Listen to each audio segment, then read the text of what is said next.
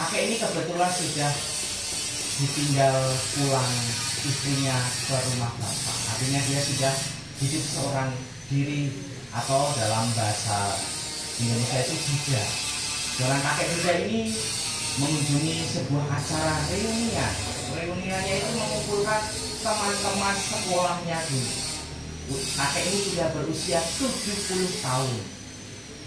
75 jika ya 70 ya, karena 5 itu kayak kesulitan 75 ya. 70 tahun lalu hadir di sebuah reuni. Ternyata ketemu teman-temannya yang dulu sekolah bersama. Ternyata ketemu dengan yang dulu ditaksir. Ya.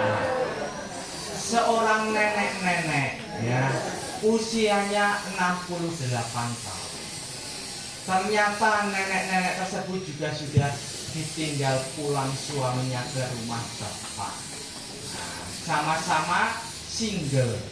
Nah, sang kakek ini yang sudah makan begitu banyak pengalaman, akhirnya kalau melihat orang yang dikasih lalu tanpa mudah disadari, dengan spontanitas selalu pengen mengatakan. Maka kakek ini lalu mengatakan pada temannya, seorang nenek ini yang dulu ditaksir dan sekarang sudah single, lalu mengatakan, maukah kamu menikah denganku? Nah, saya begitu mencintaimu sejak dahulu kala sampai dengan saat ini. Ternyata cinta itu senantiasa bertumbuh, dan kesempatan ini membuat saya semakin jatuh cinta.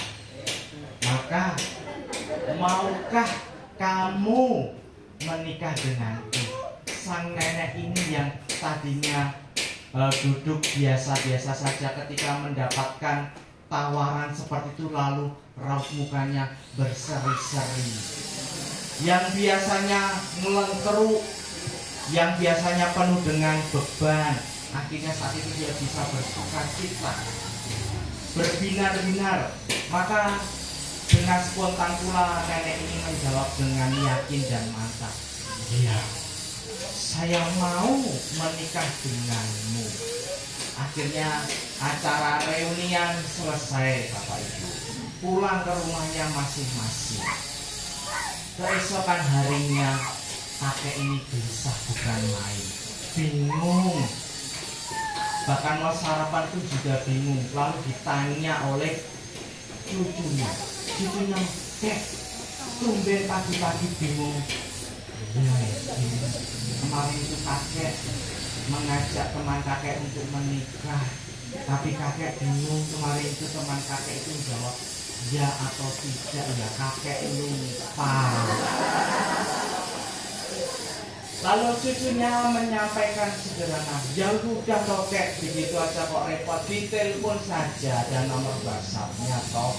Akhirnya ditelepon lah. Akhirnya kakek tersebut nelpon temannya itu. Lalu selamat pagi. Lalu neneknya menjawab, loh tumben pagi-pagi kok menelpon, ada apa? Lalu kakeknya spontanitas, begini ya, saya itu dari tadi pagi itu bingung, gelisah bukan main. Ada apa kok, buat cerita saja. Begini, kemarin itu saya tanya kepadamu, saya itu tanya kamu mau menikah denganku atau tidak. Kamu kira-kira menjawab apa ya? Ya atau tidak ya? Saya tuh bingung, lupa. Kemarin itu kamu menjawab ya atau tidak, maka saya telepon. Lalu nenek tersebut menjawabnya sederhana, untung kamu nelpon saya, karena pagi ini saya juga bingung, gelisah.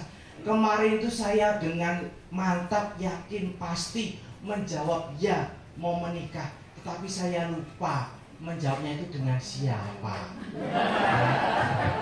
Akhirnya mereka nyambung dengan bahasa yang penuh dengan penuh kasih itu. Tapi apa Bapak Ibu yang mencoba saya sampaikan, menyambung firman Tuhan yang sudah kita dengarkan hari ini, kasih itu konkret. Kasih itu tidak ngawang-ngawang. Kasih itu konkret. Maka ada Kalau cowok-cowok zaman sekarang yang banyak playboy itu mudah sekali memberikan bunga, mudah memberikan coklat, karena mau menunjukkan kasih itu konkret. Bahkan kemarin saya ketika misa di Petrus, ada seorang ibu itu datang kepada saya, biasanya itu Romo mohon doa supaya saya sehat, tapi doanya sederhana, Romo anak saya itu remaja OMK, tolong didoakan supaya dia dapat jodoh yang Katolik juga. Lalu pesan saya sederhana, silahkan rajinlah ke gereja, lalu kalau bisa untuk sesaat kenakanlah kalung salib yang selama ini jomblo, ternyata dengan perwujudan nyata dia sekarang punya pacar Bapak Ibu. Maka Bapak Ibu yang punya cucu atau putra putri yang mungkin belum memiliki jodohnya, mungkin bisa ditiru cara-cara sederhana, rajinlah ke gereja. Karena kalau perempuan ternyata ketika melihat orang yang kudus suci itu ternyata mudah untuk tertarik, ya. Kemudian juga menyampaikan bagaimana pengungkapan kasihnya. Maka kasih itu sekali lagi Bapak Ibu konkret dalam bahasa kita, dalam perbuatan dan pengorbanan kita itu harus konkret, penuh dengan kasih. Sehingga dengan pengorbanan yang konkret kita bisa mengutamakan kasih yang nyata hati. Maka beberapa waktu yang lalu, mohon maaf, saya itu mendoakan umat itu juga dengan kasih. Hari Minggu malam, saya itu ditelepon sekretariatan paroki Mas Jono. Romo, apakah bisa memberikan sakramen pengurapan orang sakit? Di mana? Di rumah sakit Hermina. Lalu saya menyampaikan, coba ke Romo Purbowardayan dulu yang paling dekat sehingga pelayanannya segera bisa dilaksanakan. Ternyata Romo Purbowardayan semuanya sedang ada acara misa dan lain sebagainya. Kalau begitu baik, tolong antar saya ke rumah sakit Hermina. Setelah parkir motor, parkirannya masih gerunjalan seperti itu, ya. Lalu masih agak jauh, lalu tanya satpamnya juga malah agak bingung, Romo itu apa ini, gimana ini menjelaskan kepada Pak Satpam, pastor baru mudeng. Lalu saya naik ke lantai 6 di ICU, lalu saya mendoakan umat tersebut. Ternyata adalah umat dari lingkungan Petrus. Lalu saya memberikan sakramen pengurapan orang sakit bersama keluarga dan mendoakan. Lalu saya dalam hati saya itu tidak tahu ketika saya memberikan sakramen pengurapan orang sakit, selalu tergerak dalam hati saya untuk mendoakan yang terbaik ataupun yang lain. Saya mendoakannya sederhana, Simbah menawi ajeng sowan Gusti, kalau mau berpulang kepada Tuhan, ampun dinten Senin Selasa, jangan hari Senin Selasa. Karena kami para Romo itu sudah ada pertemuan dengan Bapak Uskup di Semarang. Hari Selasanya ada olahraga bareng di Grapatma di Semarang. Kemudian saya menyampaikan ampun dinten Senin Selasa kami ada acara. Ya nanti malah kalau berpulang tidak ada yang memberkati. Ya, ampun jangan juga hari Rabu karena itu hari satu Suro. Ya, mesti banyak yang liburan, banyak yang pergi, apalagi ibu-ibu fiksi di paroki Paguyuban, ibu-ibu paroki Sani Ibu Doditipuran itu ada rekoleksi dan juga rekreasi ke Jogja. Pasti kalau hari Rabu itu banyak yang tidak datang kalau berpulang. Dan ternyata Kamis pagi itu saya ditelepon, Romo tanggung jawab. Pagi-pagi dari punya tanggung jawab kok. Nanti tolong pemberkatan karena beliau yang kemarin didoakan berpulang hari Kamis. Karena dalam hati saya hanya mendoakan ojo Senin, ojo Selasa, ojo Rabu. Selain hari itu bolehlah, ternyata mah hari Kamis. Lalu dalam benak saya, ya Tuhan ampunilah saya. Lain kali kalau saya mendoakan, saya akan mendoakan yang terbaik untuk umat, tidak akan mendoakan yang hal-hal yang buruk ataupun lain sebagainya. Tetapi mungkin itu adalah sebuah rencana dari karya Allah sendiri. Maka dalam arti itu saya sampaikan juga ketika memilih ataupun memulai mereka yang sudah berpulang. Artinya kasih tadi konkret, perbuatan, bahasa dan juga dalam doa kita.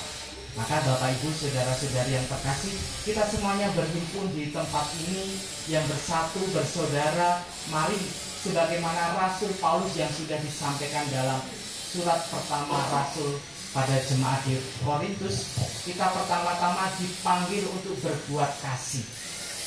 Kasih itu konkret Bapak Ibu. Yang pertama, dari bahasa kita, dari cara berbicara kita. Apakah kita mengasihi atau memberikan sakit hati? Apakah bahasa kita nyelekit atau menghormati? Dilihat dari bahasa kita. Dan yang kedua, kasih itu juga konkret dalam pengorbanan kita. Dari kisah-kisah yang sudah saya sampaikan, bahkan Kristus sendiri mau berkorban dengan penuh kasih. Maka Bapak Ibu, mari kita berkorban dengan kasih kepada keluarga dan juga sesama kita. Dan yang terakhir, kasih itu konkret dalam doa kita.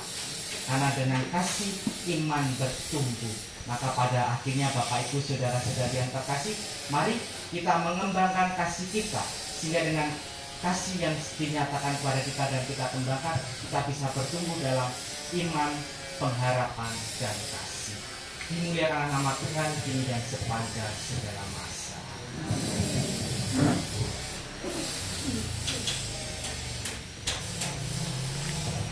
Terima kasih Romo, kasih yang luar biasa. Karena kakek nenek ketemu di riungnya. Tapi itu banyak